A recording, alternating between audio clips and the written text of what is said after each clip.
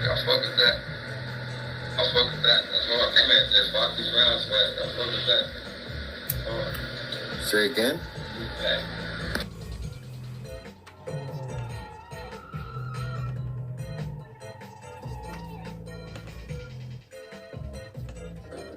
Yeah, I fuck with that. That's not crazy. Yeah, I fuck with that. I fuck with that. That's what I came at. Just 5 these rounds. What's up, Dan Garcia? How you doing? Say again? Yeah, I fuck with that. That's not crazy. Yeah, I fuck with that.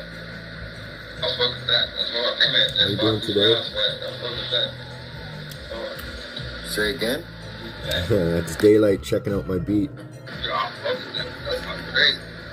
I don't think I've shown enough people. Anyways, so we got some monsters today. Look at this, a 4-legged chicken. Yeah, and a snake frog. Yeah, cryptozoology. This stuff is all, this is far back as 1620. So these are the authors here. I can't pronounce a lot of these names, but it's not like it's just some crazy people. I mean, these are revered artists and alchemists of their time. So let's continue.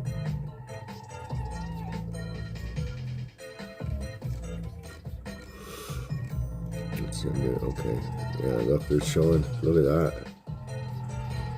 So let's see what they say about this.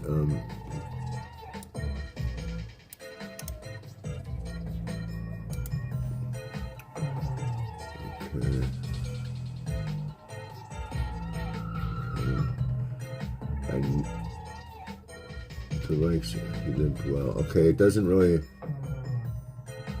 but it's talking about a doctor, a surgeon, and I guess, yeah, it's the guy's heart, and then they found that, I suppose. So let's see what they're saying here.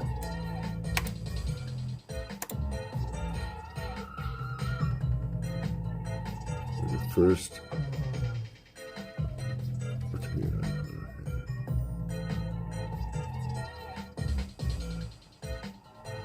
okay, it doesn't say a lot. It's hard to translate some of this stuff. It really is. So we'll just, okay, let's start at the beginning. Monstrum Historia.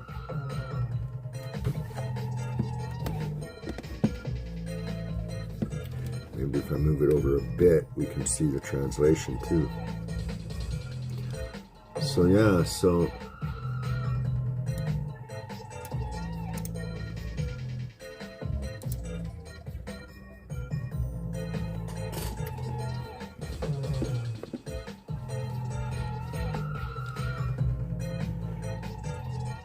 born from the womb, referring living examples, offerings, and pies, he refers the analogical argumentary on monsters.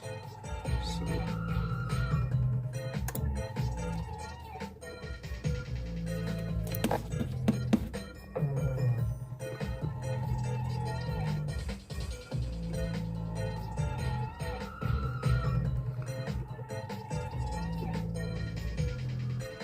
let's see what this says here.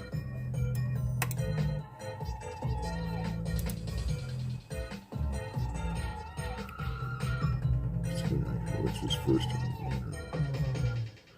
It doesn't say much. Sometimes it's just gibberish English words that show up. It's hard. It's really hard to comprehend what they're trying to say in some of it, but others you can kind of get it. Yeah, see. Down, brought down. It's kind of very rare, very interesting, and completely memorable, authentic, reliable cattle. Okay, so let's see what he's talking about here.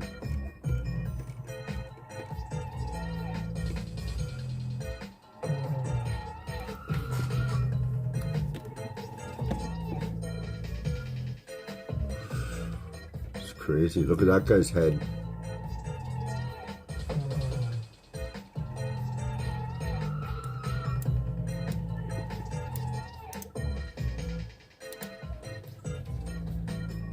Entire body well prepared because his head had strayed from common law of nature. First of all, the genuine face of this child was covered with a kind of fleshy covering, with the lungs on the other of the obstruction of the face, referring to the shape of the face. It was cowed, but depressing amount with uncovered veil and drawn to the lower part cap. So the guy had a cow face. The genuine face of the child were to be freed, and if wrong head appeared to him, mouth of a monster would be alive, and the mouth of the monster would open to perish. So they're talking about this kid. That's what he looked like. And look at this one. This one's got no face, like no head, but there's his eyes. Those are called blemonies or something, apparently. Let's see.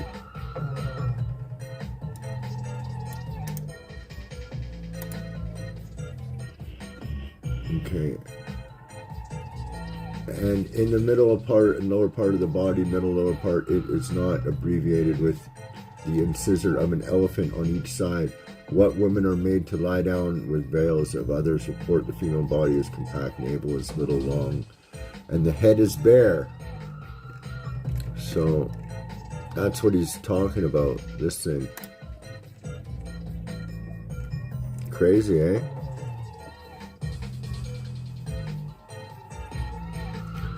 So, oh wow, look at this guy. Yeah. Bunny rabbit face. Hey, what's up, Lemonade? How you doing? Yeah, exactly. Well, they had some way. Like, there's all these... Like, these are just drawings, because I guess they didn't have cameras then, or whatever, but...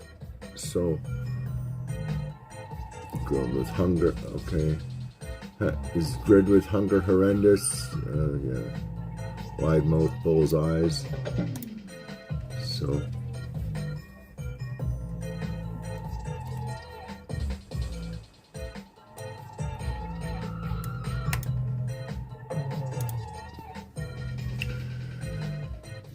I took it for a short timer. Within a few hours, the child died, and it's not to be wondered at when the horn, which was too hard in the lower part, was blown out of the skull. The medulla of the brain caused bursting of the brain. He loves to play centaur. Eyes sharp and prominent. Okay, so what's he talking? He's talking about this kid. Hey, what's up, Teal? How you doing? Yeah, so we got some crazy monsters. So here's a hypothesis, okay? Dig this, guys. What do you think about this shit? So, hypothetically, if we had these resets, and look at all these creatures that I'm coming up with in books from the 1600s, right? So these are within recorded history, these phenomena here. I'm just spitballing here, guys. I'm a crazy tinfoil hat conspiracy theorist. I know nothing. But what if there is something to the fact that we're different, and maybe a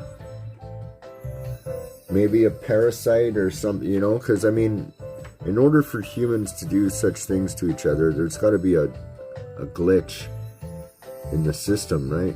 To be so selfish and whatever. Where does it come from? Where is it? You know, well, maybe here. Maybe this is where it came from.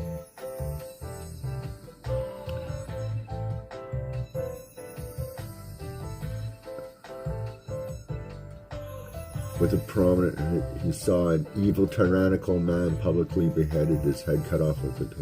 Okay, so what's he talking about? One of these, look at these things.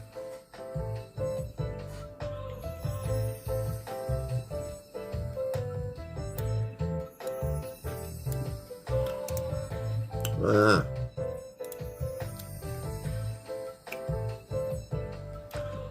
But look at these, they're crazy.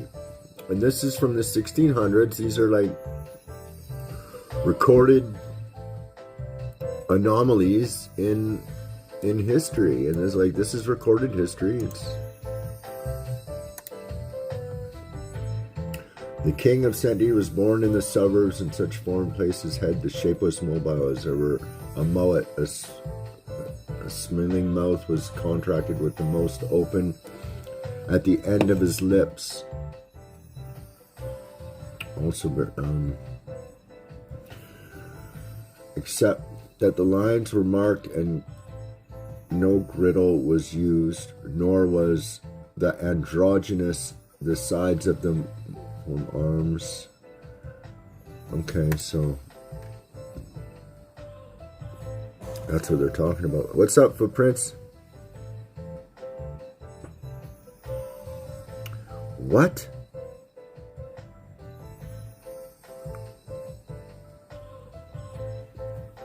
Where was he, Footprints? Little Italy was a podcaster that was a subscriber of mine.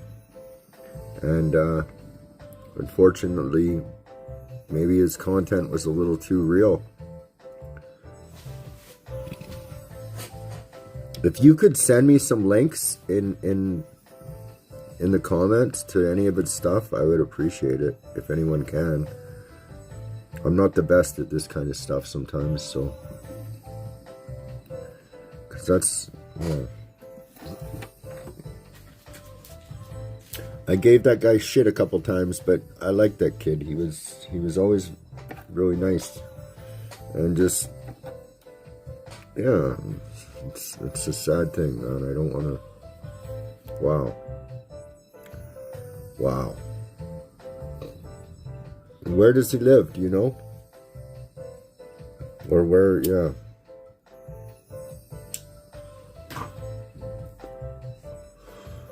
That's no good. Fuck me, man.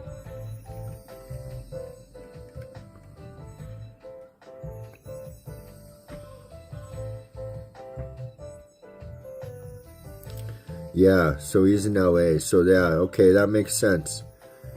Right? He was sniffing around, like, think of all the people that would do shit for that fucking piece of shit.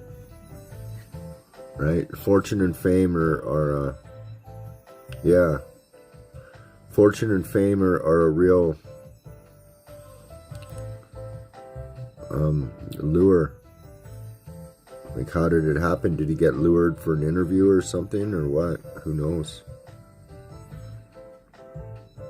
But see, that's the thing. I wouldn't, and that's okay. So let's talk about this for a minute, all right? Why not? I poked a hornet's nest. But this, okay, yeah, this system that we're on, even YouTube. I mean, YouTube is a great recruiting ground for this kind of thing, right? Because you're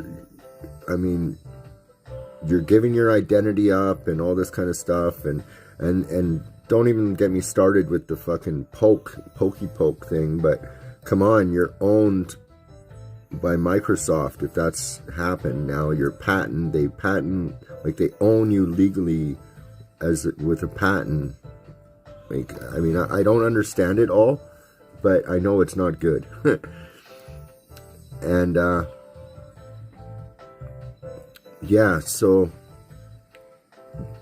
there's gonna be gatekeepers, right, that take you to levels, right? Why do you think, I mean, and I guess I'm blowing my horn here a bit, but I've been on YouTube for a few years now, and I'm like put right on the bottom shelf because I spoke out about some stuff and whatever, right? So I'm obviously on some kind of hit list or whatever, because I've literally mirrored, okay, there's this one, in one of my videos I have that old guy doing the banking where he says, you know, the banks are all broke and everything. Well, there's a video out that has hundreds of thousands of views, the same video, and mine gets 16 or whatever it is.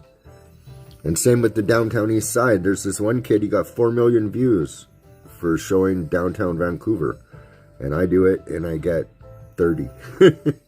So there is something to this algorithm and something to this gatekeeping, and if you're willing to play ball, they'll let you in. And I mean, obviously, I guess I mean, it's not about me at all, but it's just showing me how much control the system does have. I mean, you literally sign your name, your identity, everything up,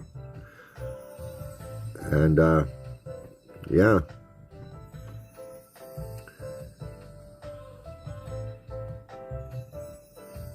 Yeah, well, that's the thing. You see, there could be. See, that's the thing. You know, in order to keep fame and fortune, you have to feed the devil, right? You have to keep, and whether you believe it or not, they believe it, so they're gonna do it. It's not what you believe; it's what they believe, right? They're the ones in control. So, as far as the perception goes, anyways, I mean, the people really do have the control as far as numbers, but they have the brains. And so here, okay, let's just switch it up here. And this is why. I'll tell you why right now.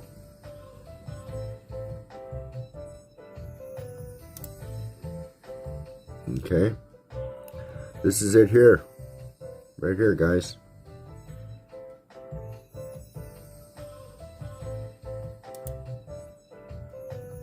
Tavistock.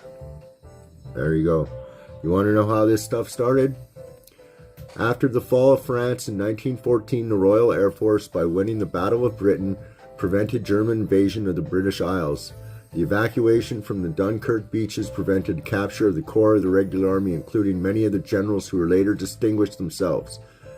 There was, therefore, a chance to fight again, and there was no land army of any size to do so. It was thus imperative for Britain to build a big land army in a hurry. Attempts to meet this need created immense problems in the utilization of human resources, problems far more severe for any of the army or any other service, but no measures tied in the first few months seemed to be effective. In 1941, a group of psychiatrists at the Tavistock Clinic saw that the right questions asked in Parliament in order to secure the means to try new measures, and as a result, they were asked to join the Directorate of Army Psychiatry. And that's why this stuff is all started, guys. Because these few people, and they did so as a group to understand how such a small group was able to be so influential. We must go back to the period immediately after World War I. So that's why I always talk to you guys about history. Okay, this is nothing new. And the tactics that these generals and psychiatrists and all this have gotten are literally this is where it gets crazy. This is that forbidden. Good day, Garcia. Thank you. This is where the esoteric stuff comes in, right? So they know how to control and manipulate people. So when there was a growing recognition that neurotic disabilities were not merely transitory phenomena related to the stresses of war, but were endemic and pervasive in a modern society. So in order to respond to the felt social need thus arising, so whatever the need is, so you problem, reaction, solution, right? The Tavistock Institute of Medical Psychology, better known as the Tavistock Clinic, the parent body of the World War II Institute, was founded in 1920. Okay? So that's how all this YouTube, everything, all this fucking rock and roll music, this hip hop, everything, it's all from here. Okay, guys? The ends justify the means. That's what it is. So let's see here. The founded group comprised of many of the key doctors who had been concerned with neurosis in World War I. They included general physicians, neurologists, as well as psychiatrists, and one or two multiply trained individuals who combined psychology, anthropology with medicine. The group therefore showed from the beginning the preparedness to be linked to the social sciences and general medicine, as well as to psychiatry, which has characterized it ever since. So this is the guys, I don't know if you realize the implications of what this small little group of psychiatrists have had on the British Empire, the colonization of the world from 1920 on. Okay, any of the plans or the psychological operations, such as false flags, whatever, they all come from Tavistock. Okay, since authoritarian governments of the medical kind in a pathfinding organization such as the Tavistock Clinic proved dysfunctional, a transition to collegiate professional democracy took place in the 1930s. When problems arising from the Depression shook many cherished beliefs and raised new questions concerning the role of social factors in psychological illness, the organizational revolution brought to the front of a younger generation of clinicians with a level and ability and a maverick quality that would otherwise have been lost. Key word here, maverick, guys. The staff now elected as their director, Jack Rawlings Rees, grouped around whom were Henry Dix, Ronald Hargreaves, Tommy Wilson, Wilfred Brown, all whom subsequently made a worldwide reputations. They would have left the Tavistock had it not been for the opportunities opened by the organizational revolution. So this younger group now began to take on a conceptual direction consistent with the emergent object relations approach in psychoanalysis. The object relations approach emphasized relationships rather than instinctual drives and psychic energy. So it's pretty crazy stuff here, guys. So if you want, we can go further.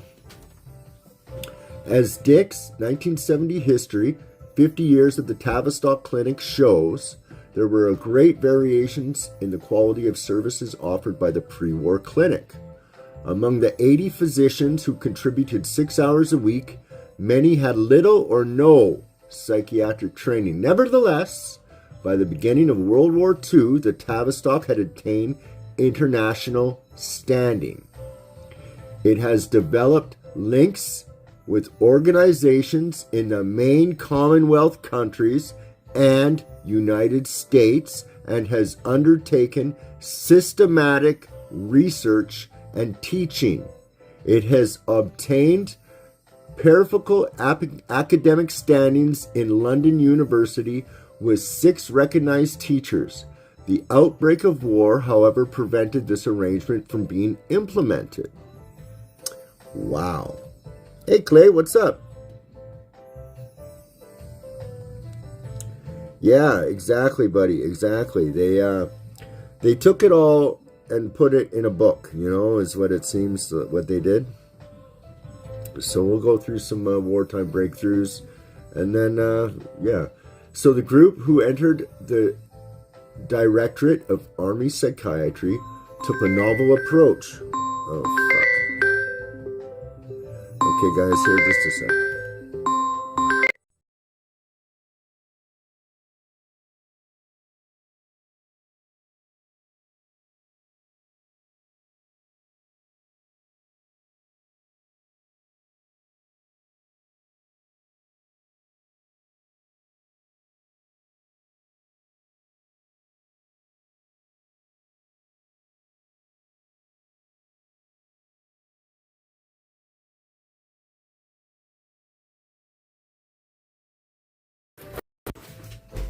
Just a sec, guys. Honey?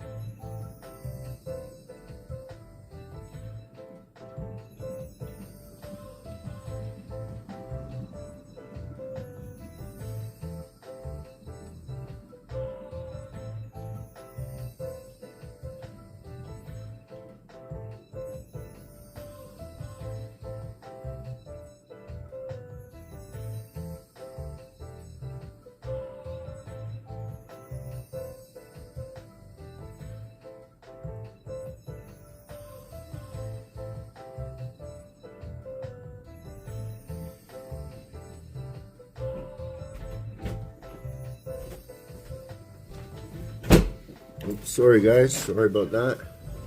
Hey Lemonade, what's up? Yeah, they were. So Okay, let's go. we gotta go? We gotta go. Okay, guys, we gotta go.